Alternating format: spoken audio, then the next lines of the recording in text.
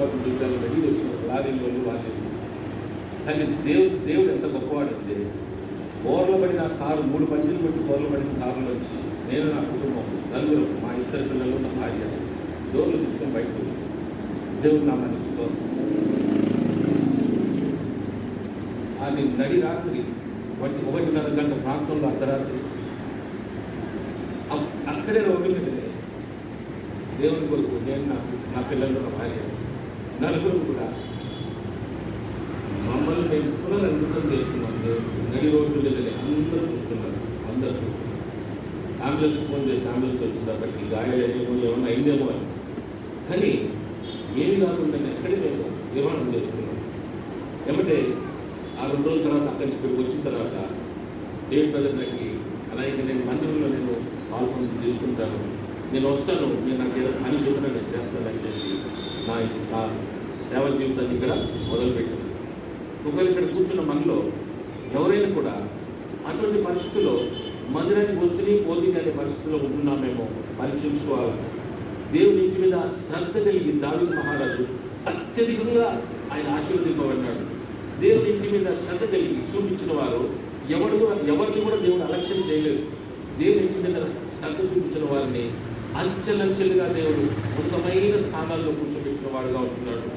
పేతురు ఈ విషయాన్ని ఎరిగి దేవుని మాట వినక తప్పిపోయినందున దేవుడే దిగి వచ్చి ఆయన సరిదిద్దాల్సిన పరిస్థితి ఉంది. మధ్యాహ్న కాల సమయంలో ఇక్కడ కూర్చున్న మనలో దేవుడు మనతో మాట్లాడుతున్నాడు. ఒకవేళ ఆయన విడిచిపెట్టి యాంత్రికంగా ఇక్కడ కూర్చుని మానసికంగా ఎక్కడో మనం సంచరించుకున్నట్లయితే, ఎన్నో బాధలు కష్టాలు అనుభవాలు కూడా పోయినట్లయితే, అనారోగ్య పరిస్థితుల్లో అప్పులు బాధలు ఏమైనా ఉన్నట్లయితే అటువంటి వాటన్నిటికీ దేవుడు జవాబు ఇచ్చేవాడుగా ఉంటాడు, సమాధానం ఇచ్చేవాడుగా ఉంటాడు, సంతోషాన్ని ఇచ్చేవాడుగా ఉంటాడు. సహోదరుడా సహోదరి, అటువంటి గొప్ప దేవుడు వదిలిపెట్టుకుని నువ్వు చేసే ప్రయత్నం ఎటువంటిదైనా సరే నేను ఇంకా లోపలికి కూర్చేదిగా ఉంటుంది, కానీ పైకి తీసుకొచ్చేదిగా ఉంటుంది.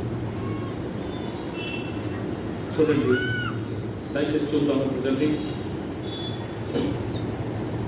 వారు పట్టిన చేపలు ఎన్ని చేపలు అండి? 153 పెద్ద చేపలు పెట్టారు. గొప్ప వేట దొరుకుతుంది. 153 పెద్ద చేపలు పెట్టారు.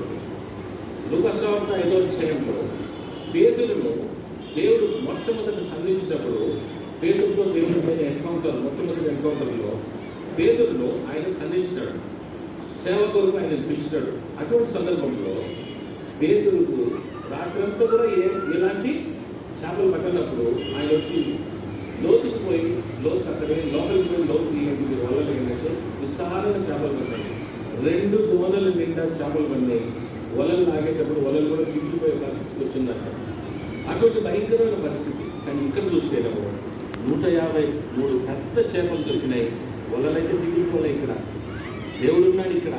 ఇక్కడ దేవుడు ఉన్నాడు. ఆయన చెప్పిన మాట వింటే అసాధ్యమైంది ఏదైనా సరే సాధ్యమైపోతుందనే విషయాన్ని ఆత్మదేవుడు మనతో మాట్లాడుతున్నాడు. రెండవదిగా ఆయన మనుషులను బట్టి జాగ్రత్తగా మనం చేస్తూ మనల్ని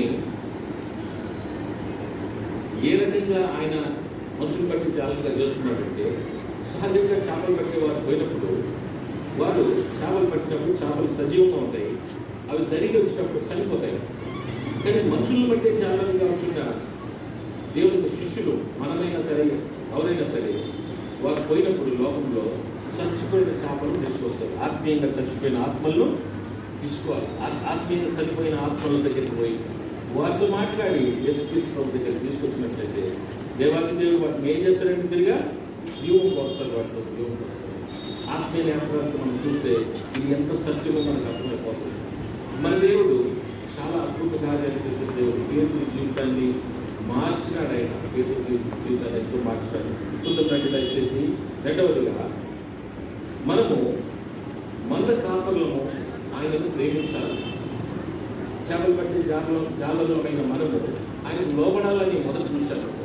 మంద కాపరులుగా ఉంటూ ఇప్పుడు మనకు ఆయనను ప్రేమించాలని బైబిల్ గ్రంథంలో రాసింది. మంద కాపరులు రక్షింపబడిన ప్రతి ఒక్కరు కూడా ఒక మందకు కాపరే. ఒకవేళ నువ్వు సొంతంగా రక్షింపబడి ఇతరులకు సువార్త చేర్చకుండా మౌనంగా ఉంటే ఒక్క తలాంతు పొంది భూమిలో దాచిపెట్టిన వారితో సమానం. ఒక్క తలాంతును పొంది భూమిలో దాచిపెట్టిన వారిని దేవుడు ఎట్లా నిరాకరించినాడో మనల్ని కూడా దేవుడు అట్లాగే నిరాకరించేవాడుగా ఉంటాడు. రక్షింపబడిన మనము అనేకులకు రక్షణ ఆస్పదంగా కావాలని ఆత్మదేవుడు మనతో మాట్లాడుతున్నప్పుడు చెవి కలిగి మనం వినాలి. ఎంతమందిని మనము రక్షణ వైపు తీసుకొచ్చాము, ఎంతమందిని మనం దేవుడి దగ్గరికి తీసుకొచ్చినాము, ఎంతమంది మన ద్వారా దేవుడు ఇంటికి వచ్చినారు అనే విషయాన్ని మనం దేవుడు మనల్ని ఎక్కడితే, ఒకవేళ ఎవరు లేకపోతే పరలోక రాజ్యంలో చీకటి అంటారే, ఆ చీకటి నిలవడాల్సిన అగత్యత ఏర్పడుతున్నాము. సహోదరుడా సహోదరి, దేవుడిని రక్షించాడు, నన్ను రక్షించాడు. మన బాధ్యత బృహత్తరమైన బాధ్యత. ఆయన మందిరానికి, ఆయన ఇంటికి అనేకులను మనం తీసుకొచ్చే వారంగా ఉండాలి. మన సాక్ష్యం ద్వారానో, మన మాటల ద్వారానో, మన క్రియల ద్వారానో అనేకులు హెచ్చరింపబడే వారంగా ఉండాలి. అనేకులు హెచ్చరిక పొంది వారు ఇక్కడ ఏమన్నదో, ఈ దేవుడు ఇంత గొప్పవాడో అని చెప్పి ఇక్కడికి వచ్చి చూసి వారు కూడా రక్షింపబడటానికి మన వంతు కృషి తప్పకుండా మనం చేయాలి. దయచేస్తాం రండి. 9వ వచనం చదవండి. ఇప్పుడు 9వ వచనం 21-9 చదవండి. వారు దిగి దరికి రాగానే అక్కడ నిప్పులను, వాటి మీద ఉంచబడిన చేపలను, రొట్టెయు కనబడదు. చూసారా, యేసు ఏమడిగినాడు వాళ్ళని, పిల్లలారా మీ అంతా తినట్టుకు ఏమైనా ఉన్నదా అని ఒక ముక్క అడిగి, రెండవ ప్రక్కన రెడీగా ఉన్నట్టు అక్కడ బ్రేక్ఫాస్ట్, మార్నింగ్ బ్రేక్ఫాస్ట్, నిప్పులు, వాటిపైన చేపలు, రొట్టె, ఇవన్నీ రెడీగా ఉండి కూడా ఆయన అడుగుతూ ఉన్నాడు. కొన్ని పర్యాయాలు, కొన్ని సందర్భాల్లో నీ కలిగిన దాంట్లో దేవుడికి ఇవ్వాలనే కోరిక నీకు పుట్టినప్పుడు అది దేవుడికి లేక కాదది, దేవుడి దగ్గర లేక కాదది, నిన్ను సంధిస్తున్నాడు. నీలోని ప్రేరేపణ, నీలో ఉన్న ఆ ఇచ్చే గుణాన్ని ఆయన చూడాలని కోరుకుంటూ ఉన్నాడు. నీలో కోరిక వచ్చి ఇచ్చే పరిస్థితుల్లో మనం ఉండి ఇవ్వలేకపోయినా కూడా ఒకవేళ నీలో ఆ తాత్పర్యం ఏర్పడి నేను దేవుడి మందిరానికి ఇవ్వాలా అనే తాత్పర్యం నీకు ఏర్పడినప్పుడు నీ దగ్గర లేకపోతే అటువంటి మనుషులు కూడా దేవుడు చూస్తాడు. బైబిల్ గ్రంథంలో రాసి ఉంటుంది, దేవుడికి ఏదో చేయాలని ఆశ, ఏదో చేయాలి. నేను సక్సెస్ఫుల్ టీచర్, నేను పరిచయం చేస్తున్నాను, నేను ఇంకోటి చేస్తున్నాను చాలులే అనుకునేది కాదు. నువ్వు చేసే పరిచయం కాకుండా దేవుని ఇంటికి ఏదో ఒకటి చేయాలనే భావన నీలో వచ్చినప్పుడు నీకు కలిగి ఉండి కూడా దాని నుండి నువ్వు బయటకు రాలేని పరిస్థితుల్లో ఉన్నట్లయితే దేవుడు దాన్ని క్షమించదు. పెద్ద థాట్స్ వస్తాయి కొంతమంది, దేవుడి ఇంట్లో ఇట్లా ఉండాలి, అట్లా ఉండాలి. నాకైతే సీఎంసీ వెల్లుల్లో ఎప్పుడో తరఫున ఒక పెద్ద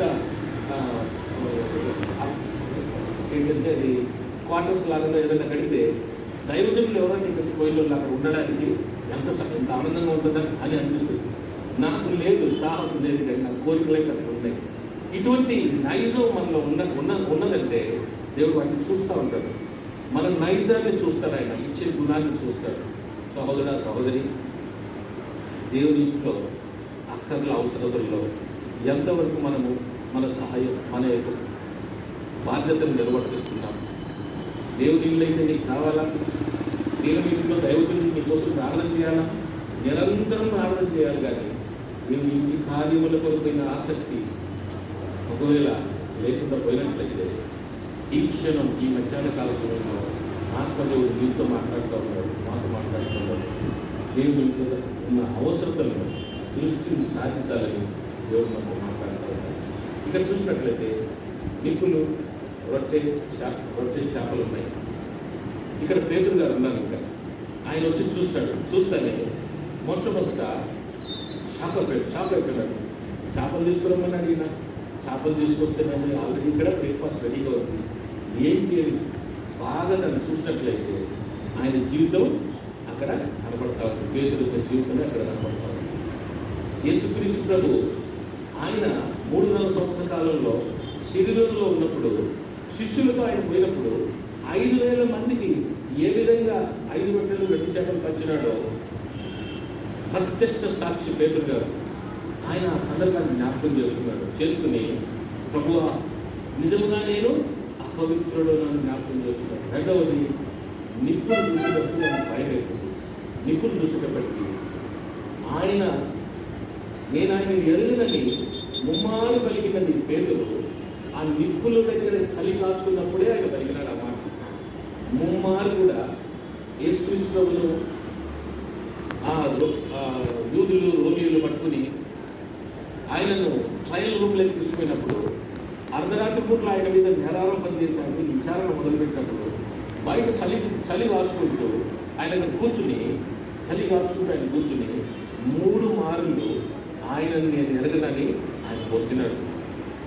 ఆ 3 పరిణామాలను బట్టి ఈ నిప్పును చూసి ఆయన హృదయంలో గొప్ప వేదన కలిగింది, ఎంతో గొప్ప వేదన కలిగింది.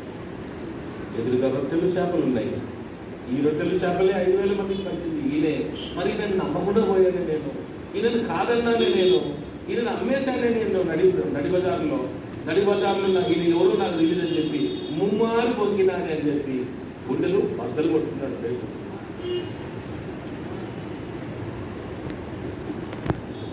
తన జీవితంలో ఇది ఎంతో భయంకరమైన పరిస్థితి అని అనుకున్నాడు, కానీ దేవుడు ఆయన జీవితాన్ని బాగుపరుచుకున్నాడు అనే విషయాన్ని మనం చూస్తున్నాం. ఇప్పుడు మన జీవితాల్లో కూడా అనానుకూలమైన పరిస్థితుల్లో మనం ప్రయాణిస్తున్నప్పుడు దేవుడు మన దగ్గరికి వచ్చి మనతో మాట్లాడిన సందర్భాల్లో కొన్ని పర్యాయాలు మనకు కూడా డౌట్ వస్తుంది. ఏంటి నా పరిస్థితి ఇట్లున్నప్పుడు దేవుడు ఎందుకు నన్ను ఇట్లా తీసుకుపోతున్నాడు, ఎందుకు ఈ విధానంలో నన్ను తీసుకుంటున్నాడని. కానీ చక్కదిద్దే మార్గంలోకి దేవుడు మనం తీసుకుపోతున్నాడు అనే విషయాన్ని మనం గ్రహింపులో ఉన్నట్లయితే అది ఎంతో మన ఆత్మీయ జీవితానికి మేలు కొలిపేదిగా ఉంటుంది. దయచేసి చూడండి, లూకాసు రాసిన సువార్త 22వ అధ్యాయం 54 నుంచి 62, 54 నుంచి 62 ఆయన పొందిన తీరు మనం చూద్దాం. లూకాసు వార్త 22వ అధ్యాయం 54 నుండి 62 వరకు.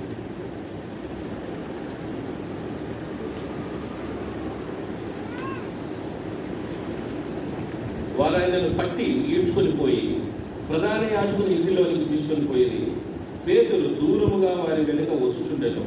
అంతటా కొందరు నడుముంగిట మంట వేసి చుట్టూ కూర్చుండినప్పుడు పేతురును వారి మధ్యలో కూర్చుండెను.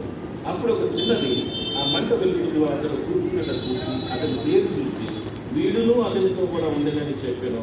అందుకు పేతురు, అమ్మాయి నేను అతని ఎరుగనని ఉన్నారా ఎవరైనా ఇక్కడ? ఆయనను ఎరుగనని చెప్పిన వారు ఎవరైనా ఇక్కడ ఉన్నారా?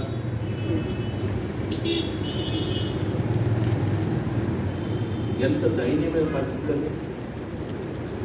యేసుక్రీస్తు ప్రభు వారి రక్తాన్ని కుల మత భేదం లేకుండా అందరికీ ఆయన ధారాళంగా దాన్ని ఇచ్చి అతి పరిశుద్ధ స్థలంలోకి ధారాళమైన ప్రవేశాన్ని మనకి ఇచ్చిన దేవుడు మన వరకు వచ్చినప్పుడు మనల్ని ఇతరులు ప్రశ్నిస్తే మీరు క్రైస్తవులా అంటే పేరునే కొన్ని పర్యాయాలు అభివృద్ధిగా ఉండే పరిస్థితులు ఉంటాయి. క్రైస్తవులు అంటే నీళ్లు నమ్ముకుని పరిస్థితులు వస్తాయి, సందర్భాలు ఉంటాయి. ఉన్నదా ఇటువంటి పరిస్థితి? ధైర్యంగా చెప్పలేమా? రేపటి దినాన అంత్యక్రీస్తు తాను చేసే ప్రయత్నంలో యేసుక్రీస్తు ప్రభు దేవుడని ఒప్పుకున్న ప్రతి ఒక్కరిని ఊరి తీయాలని చెప్తే మనందరం పాల్గొంటున్నాం. యేసుక్రీస్తు ప్రభును యేసు ప్రభువే దేవుడు అని పలికిన ప్రతి కళను తీసివేయాలని చెప్పి ఒకవేళ అటువంటి ఆర్డర్ ఏదైనా పెడితే ఫస్ట్ మనమే తీసివైపోతాం.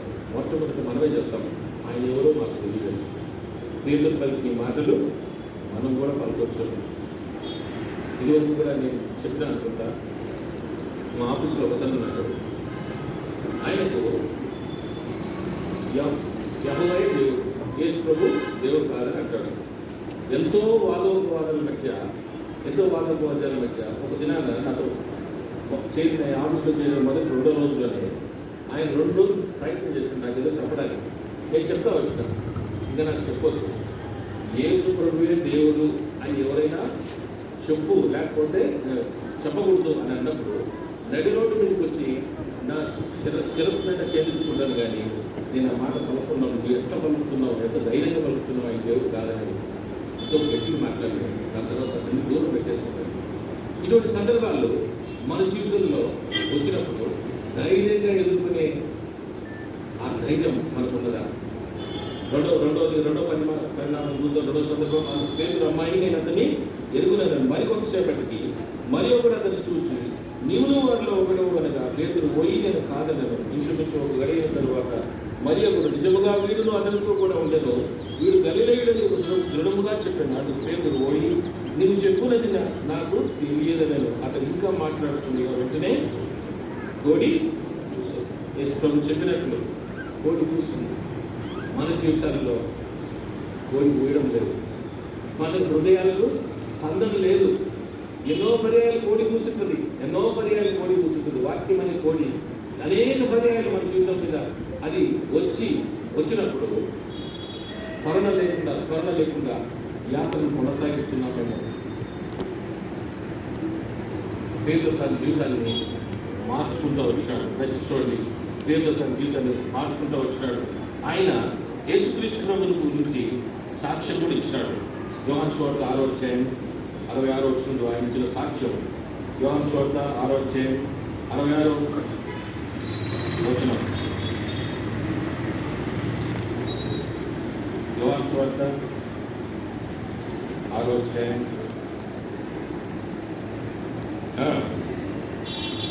అనేకులు వెలికి మరి ఎన్నడూ ఆయన వెంబడింపలేదు. కాబట్టి యేసు మీరు కూడా వెళ్ళిపోవాలని విన్నారా అని 12 మందిని అడగగా సీమోను పేతురు, ప్రభువా ఎవరి వద్దకు వెళుదము? నీవే నిత్య జీవపు మాటలు గలవాడవు, నీవే దేవుని పరిశుద్ధుడు అని మేము విశ్వసించి ఎదుగున్నామని ఆయనతో చెప్పారు. మరి ఇతరులకు సాక్ష్యం చెప్పిన ఆయన ఆఖరి దినాన వాళ్ళని పెట్టేస్తాడు. మనం కూడా పరీక్షించుకోవాలి. ఆత్మీయంగా ఎంతో ఉన్నతమైన స్థితిలో మనం ఉన్నామని మనం అనుకుంటాం. కానీ పరిస్థితులు వచ్చినప్పుడు ఆ పరిస్థితులకు అనుగుణంగా మనం నిలబడి దేవునికి సాక్ష్యం వేయగలమా? ఇటు గొప్ప సాక్ష్యం చెప్పిన పేతురు ఆయన ఎరుగునని ముమ్మారు కూడా ఆయన పొందినాడు. భయంకరమైన పరిస్థితులు మన జీవితంలో ముందు రానే ఉన్నాయి. అటువంటి భయంకరమైన పరిస్థితుల జీవితాల్లో మన ప్రవర్తన ఎట్లుంటుందో మనం పరీక్షించుకోవాలి. ఎట్లు మన ప్రవర్తన ఉంటుందో, మనం మంద కాపురులము ఆయన ప్రేమించాలనే విషయాన్ని యేసుక్రీస్తు ప్రభువు జ్ఞాపకం చేస్తున్నారు. రెండవదిగా 15వ వచనం చదవండి. 21:15 యోహాను సువార్త 21:15 చదవండి. ఇప్పుడు వారు భోజనం చేసిన తర్వాత యేసు సీమోను పేతురును చూచి, యోహాను కుమారుడైన సీమోను, వీరికంటే నీవు నన్ను ఎక్కువగా ప్రేమించుతున్నావా అని అడుగగా అతడు, అవును ప్రభువా, నేను నిన్ను ప్రేమించుతున్నానని నీవే ఎరుగుదు అని ఆయనతో చెప్పాను. యేసు నా గొర్రె పిల్లలను మేపుమని అతనితో చెప్పాను. రెండవ సందర్భం, మరలా ఆయన యోహాను కుమారుడైన సీమోను, నన్ను ప్రేమించుతున్నావా అని రెండవసారి అతన్ని అడుగుగా అతడు, అవును ప్రభువా, నేను నిన్ను ప్రేమించుతున్నానని నీవే ఎరుగుదు అని ఆయనతో చెప్పాను. ఆయన నా గొర్రెలను కాయమని చెప్పాను. మూడవసారి ఆయన యోహాను కుమారుడు అయిన సీమోను, నన్ను ప్రేమించుతున్నావా అని అతన్ని అడిగాను. నన్ను ప్రేమించుతున్నావా అని మూడవసారి తను అడిగినందున పేతురు వ్యసనపడి, ప్రభువా, నీవు సమస్తము ఎరిగిన వాడవు, నిన్ను ప్రేమించుచున్నావని నీవే ఎరుగుదు అని ఆయనతో చెప్పాను. యేసు నా గొర్రెలను మేపుము అని చెప్పాడు. ఎందుకు 3 పర్యాయాలు యేసుక్రీస్తు ప్రభువు పేతురుతో ఈ మాట్లాడుతూ వచ్చాడు? 3 పర్యాయాలు యేసుక్రీస్తు ప్రభు వారు పేతురుతో ఈ మాటలు ఎందుకు కలిగినారంటే, ముమ్మారు ఆయనని సభ్య సమాజం ముందర ఆయన నేను ఎరుగదని చెప్పాడు పేతురు. అందునిమిత్తమే ముమ్మారు మళ్ళీ ఆయన అదే మనుషుల మధ్యలో ఆయన ఏం చేస్తూ వచ్చినాడంటే అడుగుతూ వచ్చినాడు, నన్ను ప్రేమిస్తున్నావా, నన్ను ప్రేమిస్తున్నావా, నన్ను ప్రేమిస్తున్నావా. ఒకవేళ ఇక్కడ కూర్చున్న మనలో ఎవరికైనా కూడా పేతురు లాంటి పరిస్థితి దాటైనప్పుడు, పేతురు లాంటి పరిస్థితి ఎదురైనప్పుడు ఒకవేళ మనం కూడా బొంకినమేమో అయితే ఇప్పుడు ఒక తరుణం ఉంది. ఇప్పుడు ఒక మంచి తరుణం ఉంది. తిరిగా మన జీవితాన్ని చక్కదిద్దుకోవడానికి, మన జీవితాన్ని తిరిగా చక్కదిద్దుకుని ఆయన వైపు మనం చూసి ఆయన ఎరుగుదును, నిన్ను ప్రేమిస్తున్నానని మనం చెప్పగలిగే స్థితిలో మనం ఉన్నట్లయితే దేవుడు నిజముగా సంతోషించేవాడుగా ఉంటాడు. నిజముగా ఆయన మన ఎడల సంతోషించేవాడుగా ఉంటాడు.